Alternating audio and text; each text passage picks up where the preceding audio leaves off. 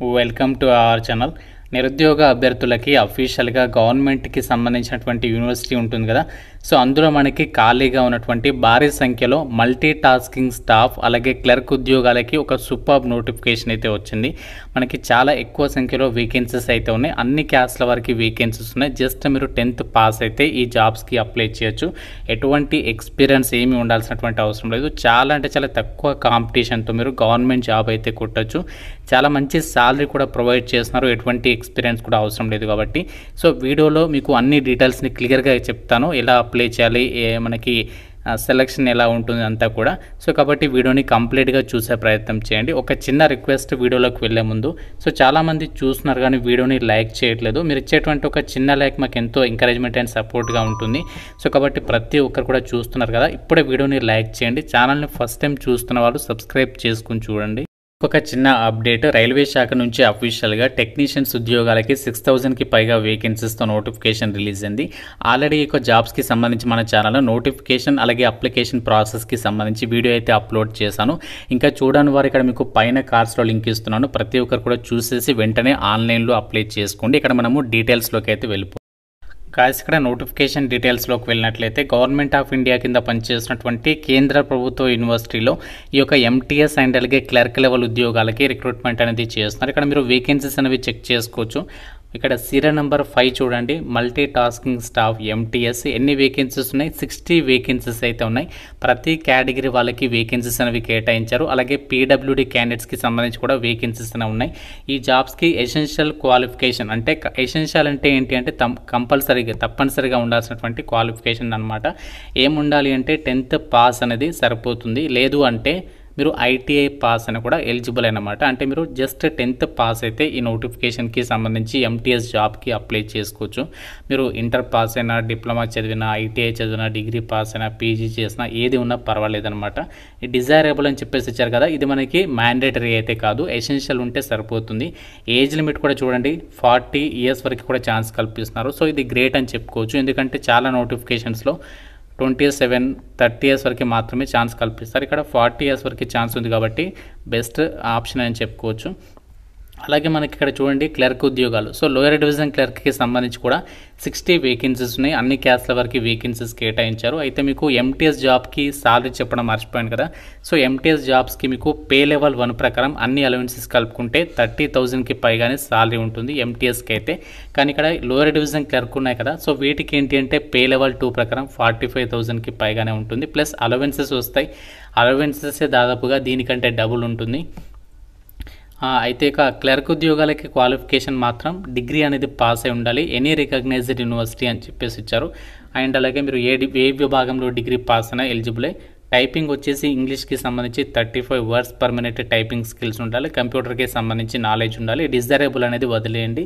Age limit కూడా చూడండి, 40 years వరకు అయితే ఛాన్స్ కల్పిస్తున్నారు. సో అలాగే మనకి ఎలాంటి ఎక్స్పీరియన్స్ అవసరం లేకుండా ఉన్నటువంటి పోస్టులని మాత్రమే మీకు చెప్పడం జరుగుతుంది. సో మిగిలినటువంటి వాటికి ఎక్స్పీరియన్స్ అడిగారు కాబట్టి మిగిలిన పోస్టులను అయితే నేను స్కిప్ చేస్తున్నాను. ఇప్పుడు చెప్పినటువంటి ఏదైతే క్లర్క్ అలాగే ఎంటీఎస్ జాబ్స్నో వీటికి మీరు ఎలాంటి ఎక్స్పీరియన్స్ ఏమీ అవసరం లేకుండా మీరు జస్ట్ క్వాలిఫికేషన్స్తో అప్లికేషన్స్ పెట్టుకోవచ్చు అనమాట. ఈ నోటిఫికేషన్ మనకి ఎక్కడి నుంచి వచ్చింది అంటే గవర్నమెంట్ ఆఫ్ ఇండియా కింద పనిచేస్తున్నటువంటి సెంట్రల్ యూనివర్సిటీ అయినటువంటి జామియా మిలియా ఇస్లామియా అయినటువంటి ఒక ప్రభుత్వ యూనివర్సిటీలో ఈ జాబ్స్ని అయితే భర్తీ చేస్తున్నారు. ఈ పోస్టులకి సంబంధించి అప్లికేషన్ విధానం అంటే ఎలా అప్లికేషన్ పెట్టుకోవాలి అంటే ఆఫ్లైన్లో అప్లై చేయాలి. అంటే ఆన్లైన్లో కాకుండా మనకి ఇక్కడ ఆఫ్లైన్లో అప్లై చేయాలి. మనకి అడ్రస్ కూడా ఇచ్చారు. ఆ లొకేషన్కి సంబంధించి అడ్రస్ ఇక్కడ ఇచ్చారు. ఆ సంస్థకి సంబంధించి ఆ అడ్రస్కి మీరు అప్లికేషన్స్ అనేవి పోస్ట్ రూపంలో పంపించాల్సి ఉంటుంది. పోస్ట్ ఆఫీస్కి వెళ్ళి లాస్ట్ డేట్ 31st July. ఇంకా మనకి చాలా టైం ఉంది. సో కాబట్టి మీరు ఎటువంటి మిస్టేక్స్ లేకుండా జాగ్రత్తగా 1కి 10 సార్లు చదువుకొని నోటిఫికేషన్ క్లియర్గా మీరు ఎలాంటి మిస్టేక్స్ లేకుండా అప్లికేషన్స్ పెట్టుకునేటువంటి ప్రయత్నం అయితే చేయండి. ఈ నోటిఫికేషన్కి సంబంధించి ఇక్కడ మీకు ఎలాంటి ఎక్స్పీరియన్స్ లేనటువంటి పోస్టుల గురించి మాత్రమే చెప్పాను కాబట్టి సో డెఫినెట్గా అప్లికేషన్ పెట్టుకునే ప్రయత్నం చేయండి. ఇక్కడ మెయిన్ ముఖ్యంగా ఏంటి అంటే మీకు మల్టిపుల్ పోస్టులకి ఎలిజిబిలిటీ ఉంటే, అంటే ఒకవేళ మీరు 10th కాకుండా డిగ్రీ చదివితే క్లర్క్ ఉద్యోగాలకు కూడా అప్లై చేసుకోవచ్చు. కాబట్టి మీరు ఒకవేళ సపరేట్గా అంటే మీరు 2 రకాల పోస్టులకి అప్లై చేయాలంటే సపరేట్గా అప్లికేషన్ ఫామ్ పంపించాలి అని చెప్పేసి కూడా నోటిఫికేషన్లో సో వాళ్ళే క్లియర్గా అయితే చెప్తున్నారు. అండ్ ఇంకోటి ఏంటంటే ఈ జాబ్స్కి సంబంధించి అప్లై చేయడానికి ఫీజు ఏమైనా ఉందా అంటే ఎస్, మనకి ఫీజు అయితే ఉంది. గ్రూప్ సి ఉద్యోగాలు ఇవన్నీ కూడా నేను చెప్పినటువంటి పోస్ట్లో వీటికి ఫిజికల్ హ్యాండిక్యాప్డ్ వాళ్ళకి ఫీ అయితే లేదు. ఎస్సీ ఎస్టీ వాళ్ళు 350, మిగతా వాళ్ళు 700 రూపీస్ అప్లికేషన్ ఫీ అనేది మీరు పే చేయాల్సి అయితే ఉంటుంది. సో మనము ఎలా పే చేయాలి, అప్లికేషన్ అనేది ఎలా పంపించాలి, సో అది కూడా మీకు చెప్తాను. అయితే మనకి అప్లికేషన్స్ వచ్చేసి ఏ అడ్రస్కి పంపించాలో మనకి నోటిఫికేషన్లోనే ఫస్ట్ పేజీలోనే ఇచ్చారు. ఆ అడ్రస్కి మీరు అప్లికేషన్స్ అనేవి స్పీడ్ పోస్ట్ ఆ రిజిస్టర్ పోస్ట్ అయితే చేయండి. ఇప్పుడు మీకు అప్లికేషన్ ఫామ్ అనేది చూపిస్తాను. మనకి అప్లికేషన్ ఫామ్ నేను లింక్ అనేది డిస్క్రిప్షన్లో మన వెబ్సైట్లో నీట్గా అయితే ప్రొవైడ్ చేస్తాను. అక్కడ నుంచి మీరు డౌన్లోడ్ చేసుకొని ఫిల్ చేసేసి కంప్లీట్గా ప్రింట్అవుట్ తీసుకొని ఫిల్ చేసి దానికి relevant educational documents xerox copies attach చేసి పంపించాల్సి ఉంటుంది. ఇక్కడ మనకి టోటల్గా ఎన్ని పేజెస్ ఉంది అంటే 5 పేజెస్ అయితే ఇచ్చారు.